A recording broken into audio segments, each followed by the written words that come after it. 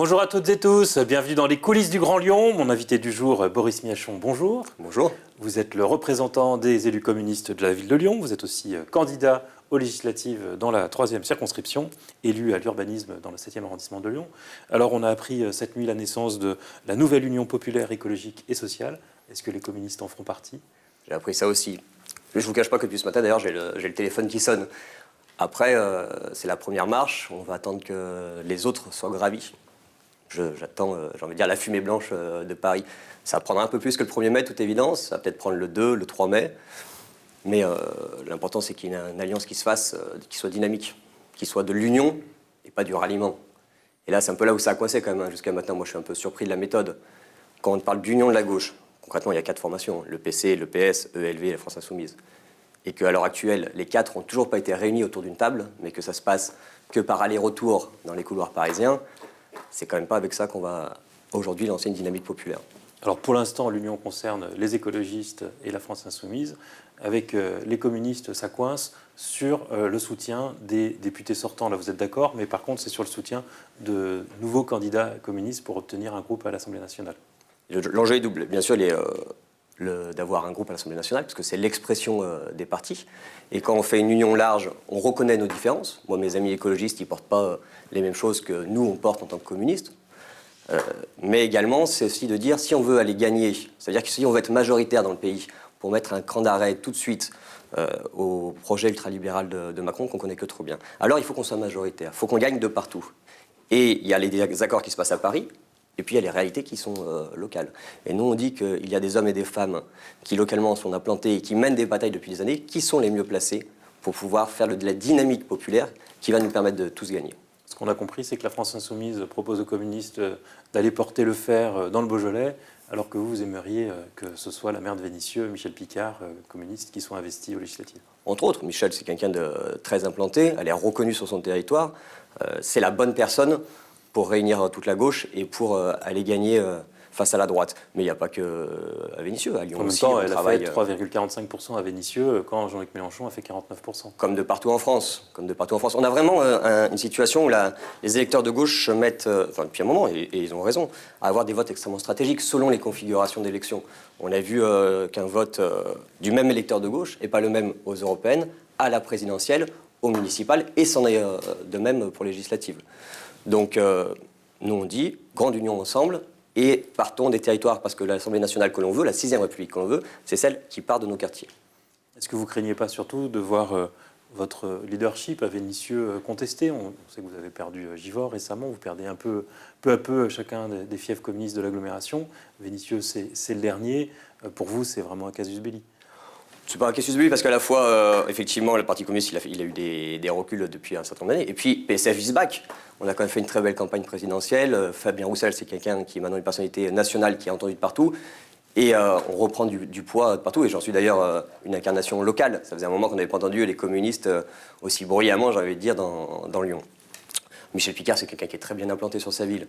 Et demain, quels que soient les résultats qui se passent aux présidentielles législatives, on n'a aucun doute que ce sera la personne qui continuera à administrer la ville de Vénissieux.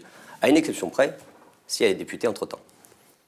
Vous vous réjouissez de la campagne de Fabien Roussel, mais au final, il ne fait que 2,28%.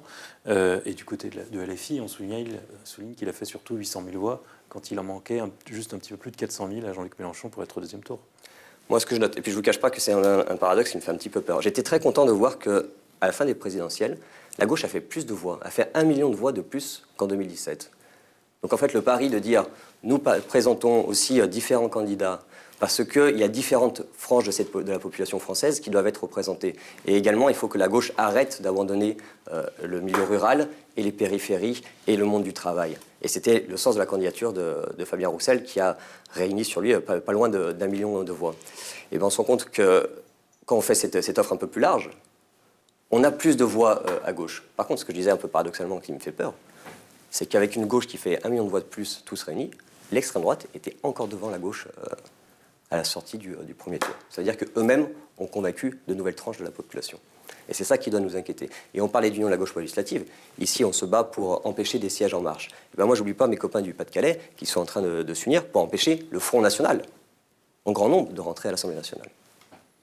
Est-ce qui ne fait pas aussi polémique, enfin problème pour vous dans les négociations, c'est qu'à Vénissieux, on a appris que la France Insoumise avait investi Taha Bouahaf, qui est une personnalité importante du mouvement La France Insoumise, qui nous vient de l'Isère et qui serait un concurrent redoutable pour les communistes à Vénissieux. Vous l'avez dit, il vient d'Isère. Et ça, c'est pas très sérieux. On va se le dire entre nous. On travaille ensemble depuis des années la 6e République. Et la 6e République, elle n'a pas de place à donner au parachutage. Voilà, moi, ce monsieur Bouaf, j'avoue que je ne le connaissais pas, on en a parlé, parce que par exemple, c'est quelqu'un qui est très actif sur les réseaux sociaux. C'était pas très sérieux, parce que on ne peut pas vendredi dire on est en train de discuter ensemble et ça se passe bien, et entre-temps faire du parachutage sur des villes où on sait que ça met un peu le feu aux poudres entre nous. Et entre-temps faire des affiches où on dit oui, 6e République, mais en fait, le vrai enjeu, c'est élisez-moi Premier ministre, et moi et encore moi. Voilà, mais bon, ça fait partie des jeux de négoce, on n'est pas en train de découvrir. Quelle différence vous aurez apporté sur le projet? On voit que l'accord entre les écologistes et LFI se fait apparemment assez facilement sur un certain nombre de points sur lesquels vous êtes très d'accord. Le SMIC à 1 400 €, la retraite à 60 ans. Qu'est-ce qu'il y avait encore? Le blocage des prix de première nécessité. Et par contre, ils ont fait l'essentiel du communiqué pour parler de l'Union européenne. On apprend que désormais, le programme de la gauche, ce sera rompre avec certains, ne pas respecter certains accords européens, mais dans le respect de l'état de droit, c'est-à-dire désobéir dans le respect des règles. Je pense qu'effectivement, quand on réunit tout le monde, il faut essayer de trouver des terrains communs sur certains sujets. Et puis c'est vrai que moi, j'avais des amis écolos qui me rappelaient. Ils me disaient, mais je te rappelle que notre nom, c'est Europe Écologie Les Verts. Et donc effectivement, c'est pas un sujet anodin pour les écologistes. Il y a la théorie effectivement de la désobéissance civile à l'Union européenne de la part des insoumis. Nous, ce qu'on dit au niveau de l'Union européenne, c'est la même chose que ce qu'on dit au niveau de la 5e République. Nous devons transformer en profondeur ces institutions pour qu'elles soient non plus l'alliance des patrons, mais qu'elles soient l'alliance des citoyens. Qu'on a les mêmes problèmes, en vérité, au quotidien, d'un côté ou de l'autre du Rhin. Je vais même vous dire, je vais aller plus loin, moi je pense qu'on a les mêmes problèmes d'un côté ou de l'autre de la Méditerranée. Donc il faudrait qu'on commence à parler un petit peu plus large. C'est pour ça qu'on est des internationalistes et qu'on ne se limite pas uniquement aux barrières de l'Europe. Mais voilà, on peut inverser le rapport de force au sein de l'Union européenne. Elle n'a pas vocation uniquement à être une union libérale. Mais qu'est-ce qu'incarnera le PC? Dans cette campagne, on a beaucoup entendu dire que vous défendiez les jours heureux. L'impression que le PC, c'était finalement la nostalgie des années 70, le bonne bouffe, le nucléaire. Moi, j'espère bien que les jours heureux, c'est pas dans les années 70. J'ai quelques années devant moi, j'espère bien qu'on va les voir, les jours heureux. Parce que ce qu'il incarne le Parti communiste, c'est quand même ça. C'est quand même un avenir où on vit mieux. Notre pays n'a jamais été aussi riche qu'aujourd'hui. Et on nous explique qu'on devrait vivre moins bien demain qu'on vivait hier.